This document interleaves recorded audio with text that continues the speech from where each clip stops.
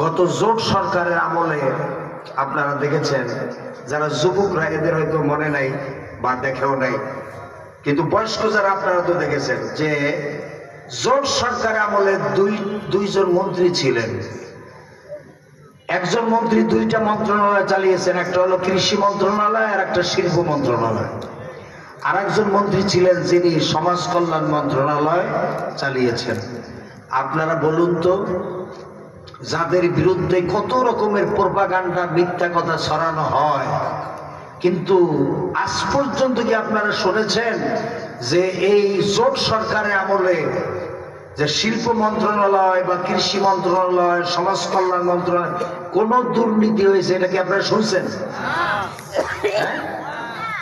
Search light দিয়ে, অনুবীক্ষণ যন্ত্র দিয়ে অন-11 সরকার তারা তন্ন তন্ন করে খুঁজেছে কোন দুর্নীতি পাওয়া যায় কিনা, কিন্তু জাররা পরিমাণ, ডট পরিমাণ, সরিষা পরিমাণ কোন দুর্নীতি বের করতে পারে নাই। এখন এই দুইজন মন্ত্রীতে তোর কাজ হবে না। 60 জন মন্ত্রী থাকে বাংলাদেশে বা 50 জন মন্ত্রী থাকে, সব মন্ত্রীগুলো যদি এরকম সৎ হতো, ভালো হতো, চরিত্রবান হতো, তাহলে এ দেশের অর্থনীতি ভালো হওয়ার জন্য বা বাংলাদেশ সিঙ্গাপুরের চাইতেও ভালো হওয়ার জন্য বেশি সময় লাগবে? এদেশ মালয়েশিয়া, সিঙ্গাপুর হওয়ার জন্য বেশি সময় লাগবে না। স্বর্ণের দেশে পরিণত হবে বাংলাদেশ যদি দেশের যারা পরিচালক, দেশ যারা পরিচালনা করবে এরা যদি সৎ হয় আর আল্লাহর আইন দিয়ে যদি রাষ্ট্রটা পরিচালিত হয়। কথা বুঝেন নাই? কথা বুঝেন নাই? যদি বুঝে থাকেন, আগামী নির্বাচনে আপনাদেরকে সেভাবেই প্রস্তুতি নিতে হবে। আগামী নির্বাচন যাতে যেন তেন হয় এবং তামাশার নির্বাচন যাতে হয়, এর জন্য ভারতের এখন থেকে সক্রিয় হয়ে গেছে।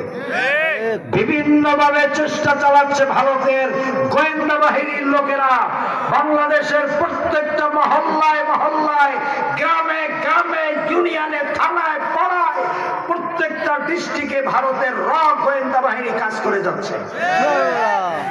এদের থেকে সাবধান, এদের থেকে সাবধান।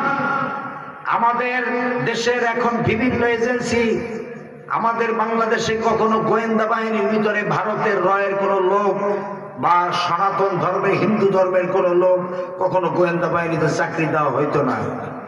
এই বিগত 15.5 বছরের নমরুদি বেগম, এই অসভ্য মহিলা, সে গোয়েন্দা বাহিনীর ভিতরে হিন্দুদেরকে ঢুকাইছে।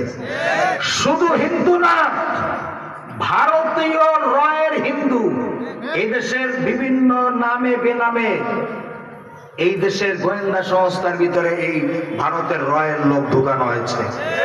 সেনাবাহিনীর ভিতরে হিন্দুদেরকে কখনো নিয়োগ দেওয়া হতো না বাংলাদেশে। এই বেয়াদব মহিলা, এই নমরুদি বেগম 15.5 বছরে বহু সেনাবাহিনীর ভিতরে হিন্দু অফিসার এবং হিন্দু লোকদেরকে ঢুকাইছে। সুতরাং সতর্ক হন, সাবধান হন। বিগত 15.5 বছরে কি দেখেছেন? বাংলাদেশের অধিকাংশ থানাগুলোতে ওসি সাহেবরা কারা? অমুক হরিচরণ, তমুক প্রদীপ, তমুক। এদের কি দেখছেন? ঠিক না ঠিক? এগুলো আজকের কোথায় গেছে? এরা কোথায় গেছে? এরা ছিল মূলত ইন্ডিয়ান লোক। এরা কিসের লোক? এরা ইন্ডিয়ান নাগরিক, কিন্তু বাংলাদেশে বিভিন্ন ঠিকানা উল্লেখ করে ভুয়া ঠিকানা ব্যবহার করে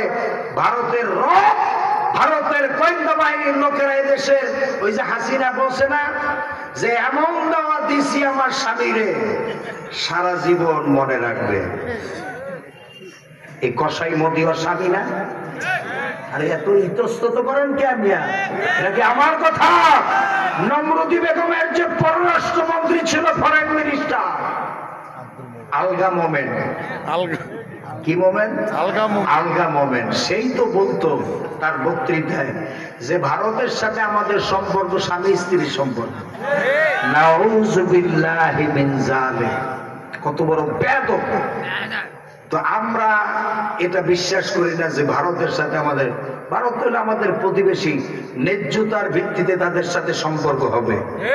এখানে ভারত বিগ ব্রাদার সুলভ আচরণ করবে, আর আমরা মুসলমানরা তা মেনে নেব? হবে না, হবে না, হবে না, আমরা তা মেনে নেব না। ন্যায্যতার ভিত্তিতে, সমতার ভিত্তিতে প্রতিবেশী হিসাবে যতটুকু সম্পর্ক থাকা দরকার অতটুকুনি থাকবে, এর বেশি কিছু নাই আমার ভাইয়েরা। সুতরাং আপনারা এ ব্যাপারে সতর্ক থাকতে হবে, সচেতন থাকতে হবে। এখন আমাকে একটু দায়িত্ব দেওয়া হচ্ছে। আমি যদিও এই দায়িত্বের লোক না, এই দায়িত্ব পালন করার মতো ক্যাপাসিটি আমার নাই। আমি আগেই মাপ চেয়ে নেই, ক্ষমা চেয়ে নেই, কারণ বাংলাদেশি কোনো মাহফিলে আমার কালেকশন করতে দাওয়াত দেয় না।